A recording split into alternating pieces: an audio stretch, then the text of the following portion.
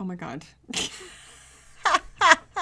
So we typed Neil in the class quite a while ago. So I typed him as an ENTP. Surprise, surprise. The funny thing about Neil is the double masculine. Yeah, you he's get hilarious. the movements. He's good at wrestling. He's very physical and punchy on the FE and the SI. That's why he's so hilarious, because he gets emotionally ragey. Yeah. And demon masculine FE is coming out punching you on the facts. Hulk syndrome. He's got it bad. Yeah. So he's very, very funny. He's on the Joe Rogan podcast, and there's a good thing of like him and Joe talking about how your phones will like recommend things. Like your phone will be watching your what you're looking at. Yes. Be like, hey, would you like this new sweater? Would you like this bottle of wine? Like, because it's tracking your history. Right. So Joe asked this observer guy, Neil, like, hey, what do you think about that? Yeah, right. So we get a really good classic kind of reaction, an EP kind of reaction of like, don't control me, bro. Right. That's exactly how I feel, but probably much less than he does. Right. So this is all very obvious. Like, we know this, but like, it's a good insight because Neil is like spelling out the intricacies of why the EPs hate the control. Oh, I love that. Right? I love it when I hear from the more like introverted types or the more like to themselves types of like the true honesty of like, oh, you want to hear what really pisses me off? Here's what really pisses me off. What are your thoughts on digital privacy?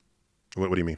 Well, like phones. Yeah. Like phones, like do you ever, one of the things that you're getting out of their ability to scan things is they're tailoring things to your liking. Like, you know how your phone tells you it's 22 minutes until you get home? I get it. And you're like, bitch, how do you know where I live? Exactly. I didn't tell you where I live. I got it. Here it is. And I'm just old-fashioned about this. Okay. I'm get off my lawn about this. Yeah. I'm the old man in the rocking chair on the porch. If you track what I shop at a store, what I buy at a store, and then send me coupons based on what you think I'm going to buy next, based on what I've bought before, which is kind of the same thing you're describing. You have denied me the chance of stumbling upon something that I never thought of buying. Okay, pause. And that takes away my freedoms, and I don't want that. Okay, good. Oh my God, right?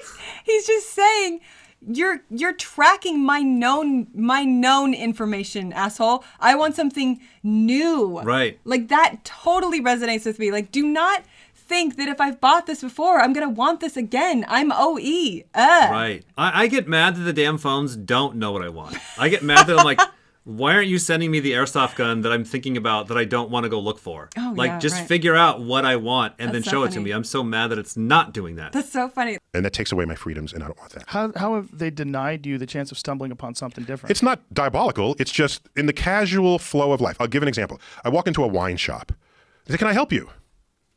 And I say, if you help me find what I'm looking for, it's a guarantee that I will never find what I'm not looking for. And I'll end up spending less money in your wine shop. That's a weird way of looking at it. It's the art of browsing. Dude, you're old enough to remember when I got. Here comes analogies. You're seeing a lot of analogies here. Dude, you're old enough to remember when I got to look up this word in a dictionary and you get through 6 other words. Oh, I never knew that word. Let me read that. You learn other words en route to the word you're targeting. I understand. Okay, but so wouldn't that is how I feel. And that's how I think about my interaction with this world. I like the randomness. The randomness of it enriches my life. Does randomness enrich your life? Yeah, you do not. You work so hard to eliminate any kind of randomness. But this all makes sense from the gatherer's perspective. That like I would, if I go in and you help me with get the wine, then I'll never randomly stumble upon this new wine that might be my favorite wine or whatever. Right, totally. Because he's coming in with a presupposed of, I know what I want, and if I get what I want, then I don't get anything new. Then you're stuck in an IJ box and you're totally. drinking the same wine forever. Totally. When I would go grocery shopping, I would absolutely be like, let me grab 4 different kinds of chicken. Why? Because I might like one of those new kinds. I don't know. Like, I don't want to be stuck with the same thing forever. And of course, whenever I would find one that I'm like, see, I never would have found that if I just got the same damn thing every week. All right, let's play another one. The randomness of it enriches my life. And if you're going to advertise to me because you think you know who I am, maybe you do, but I'll ultimately end up spending less money because it's the diversity of how I think and what I buy and what I think of buying and how I buy it and how much money I spend that is the richness of the life I lead. You're trying to channel me into some product, something that fulfills a, what do you call it when they have the study, whether you're going to buy something or not? Focus group. Am I just a focus group to you? If I am, you don't know me.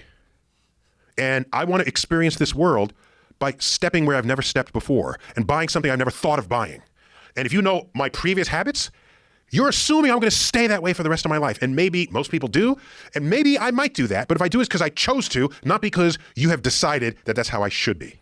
The random joke about that is that all the OEs, NEs especially, are the most predictable. That's the joke about that. Like what we see consistently. Like, oh, did you randomly choose that tie? That's weird. Right. So did everyone else from your type. That's true. They like overplay their cards. Yes, because they're like, this is random enough. I like it. And it's like consistently what the next NE comes in is it's like, so true. I like that tie. It's random enough. Like next NE comes through. They're all wearing the same. Like we were joking. We were making fun of somebody yesterday. Like, oh, those are some neat ENFP pants that we see you all wearing. Yeah.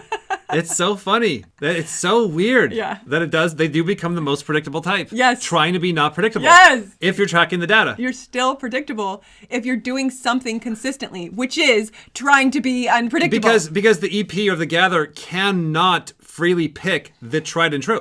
That's so true. They have to pick the new random, which is now predictable. From weirdos like us that are watching the whole thing. I know. Because the IJs are out to get you. And we're actually winning. We're actually getting you. So all gathers are going to feel this. It doesn't matter if you're Savior, SE, or NE. This is why the human need trumps the damn functions. Oh, yeah. So you feel the same way as him. Completely, exactly. And you have SE in the middle. He has NE at the top. It doesn't really matter. It's like, we're looking at redefining the organized versus gather, like new versus known. That's the hugest thing. The OE wants the new, and the OI wants the known. Like, no, I'll stick to the old one. It's working just fine. Thank you. Right, because you don't want to have to deal with the new surprise. You now have to re-put that in your bin, and you're like, where does that go? I don't know. I don't have a spot for that. Right. All right, another one here where he's using an analogy. Now, here's another thing that gives away intuition versus sensory. Is that he's standing authoritatively on a analogy. So he's going to give an analogy of like this girl that was doing like a pregnancy test thing, and like her parents found out. He's going to explain it in a second. But the point is, like, it may or may not be factually true. The sensor dominants are like, okay, I don't want to stand on this principle or this point if it's not factually true because I respect the sensory. Yes. The intuitive's like, I don't even care if the story is factually true or not. The analogy stands on its own. Yeah. You heard about the case where they were, I read this, I haven't re-verified it, but it's completely plausible. There was a teenage girl who was Googling pregnancy tests because maybe she got pregnant, okay? And the fact that she had searched pregnancy tests, she got coupons in the mail for baby products. And her parents said, what is this? She got outed. That's a little weird. Yeah, but it's the kind of thing that can happen. That seems intrusive. Joe is TESE. Joe went on a rant about how it's different if it's physical. I know. If it's SE, it's different. And Neil's like, no, it's the same concept. Joe's like, no, it's different if it's physical. That seems intrusive. Certainly. That's intrusive. Well, only because it's pregnancy? It's intrusive in every way. No, because don't tell me it's not intrusive because you want to buy Nikes. Sending you physical things. It's not just something that appears on your Google feed that you can quickly glance over. What's the difference between sending you mail to your mailbox and filling your advertising space in front of your face with product? What's the difference? For one, other people can see it. I walk by your computer, I can see it. Don't look. I'll just masculine you. I guess I'm arguing in principle rather than in detail. Oh, I'm arguing in abstract. There you go. There you go. Not in the detail. Here's what happens. So I take this off. Yes. Okay? Yes. Now, can I just watch this happen? It's so fucking beautiful, okay? Yes. Right now, it really kind of doesn't matter what you're doing because Yeah. I just walk this up, Yeah. okay? Yeah. I walk this up, Oh, this is great. okay?